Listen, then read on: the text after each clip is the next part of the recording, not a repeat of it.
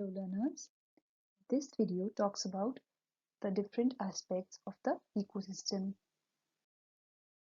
All the interactions in nature between living organisms as well as living and non-living organisms is termed as ecology.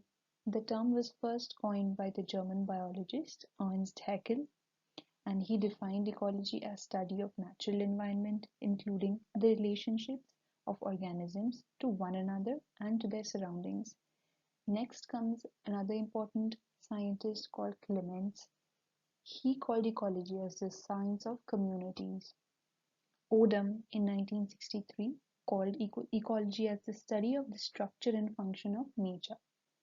And Smith says that it is a multidisciplinary science which deals with organisms and its place to live and focuses on ecosystem. And the term ecosystem, as you all know, was coined by Tansley in 1935. This is a diagrammatic representation of the hierarchy or the levels in an ecosystem, starting with the smallest level, which is a molecule, and it is going into the organism, and a group of organisms make up for a population, different populations make up a community, and the biotic and abiotic components make an ecosystem, and various ecosystems together make up for the biosphere. Ecology is divided into two branches depending on whether an individual organism or a group is considered. So, horticology is the study of an individual species in relationship to its environment, and it includes the study of the geographical distribution of the species, its taxonomic position, the morphological characters, the life cycle, and the behavior with reference to its ecological factors that influences its activities. For example, the study of a particular fish, where that fish lives, how many eggs it lays, what it eats, etc. The second one is synecology, and it means the study of a group of organisms in relationship to their environment. Here the unit of study is the group of species. For example, study of aquatic flora and fauna in a particular river. So it will study the kinds of fishes and all the other vertebrates and invertebrates that are living in that river, the types of food it eats, the plants surrounding it, etc. Now, the concept of ecosystem in nature, living organisms and the non-living environment consisting of the air, water, soil, light, etc. They are both inseparably interrelated and keep on interacting with each other. And no living organism can exist by itself or without an environment. Every organism uses energy, nutrients, and water from its surrounding environment in various life activities. So all ecosystems have following common characteristics as given by Smith. The first one is ecosystem is the major structural and functional unit of ecology. Structure of an ecosystem is related to its species diversity.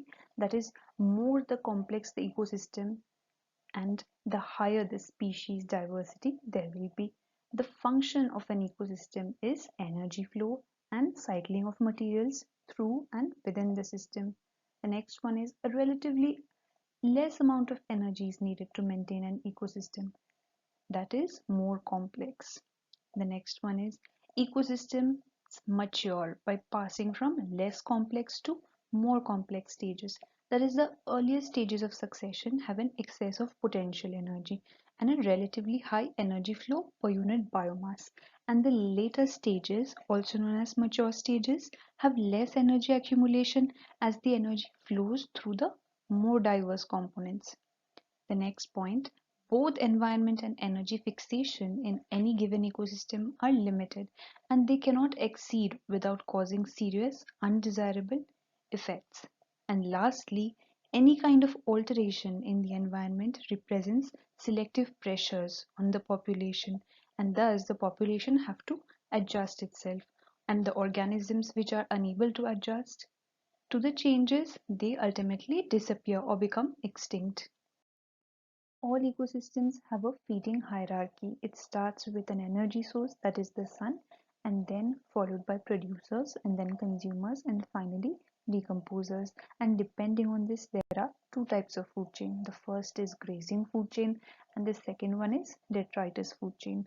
Grazing food chain starts with green plants that synthesize their own food from nutrients with the help of sunlight through the process of photosynthesis, and the consumers consume these primary producers or other consumers, and then they obtain their energy through that process, and when finally they die and decay, the decomposers act on them, and this starts the detritus food chain. So the detritus derives its nutrition from dead organic matter instead of producers or consumers. The structure of ecosystem basically consists of two main components, biotic and abiotic components. And the two components kind of vary over space and time. The abiotic components of an ecosystem refers to the non-living factors, which mainly includes the inorganic substances required by organisms like carbon dioxide, water, nitrogen, etc., that are also involved in the material cycles. The amount of these substances present in any given time in an ecosystem is also known as the standing state or the standing quality of an ecosystem.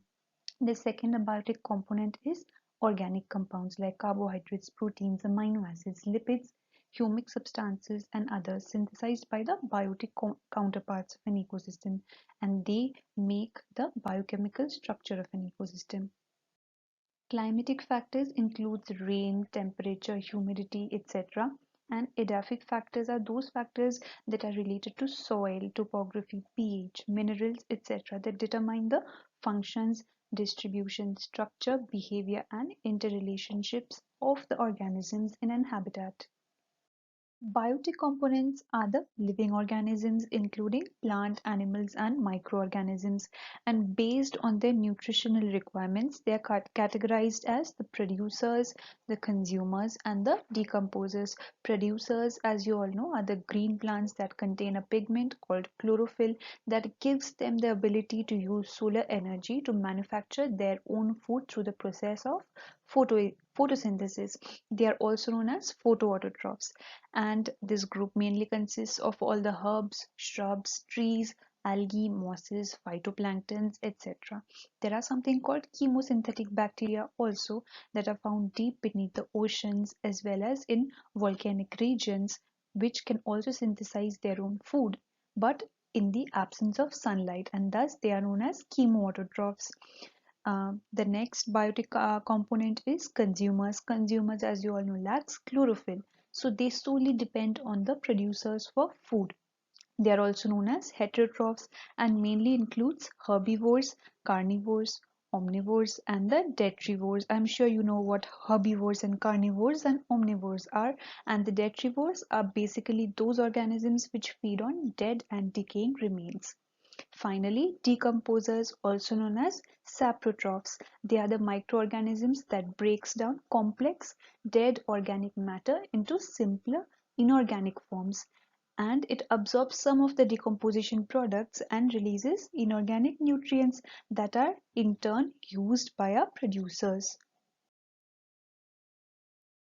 This diagram depicts the nutritional relationship among the different biotic components in an environment through the process of energy flow and nutrient flow. As you can see, the sun is the main source of energy that goes to the producers, and through the producers it goes to the consumers, which are herbivores and carnivores, and finally from the carnivores and herbivores as well as the producers, it goes into the decomposer pool, and the nutrient pool is added on to by the decomposers. Whatever things they decompose goes into the nutrient pool, which is again going back to the producers.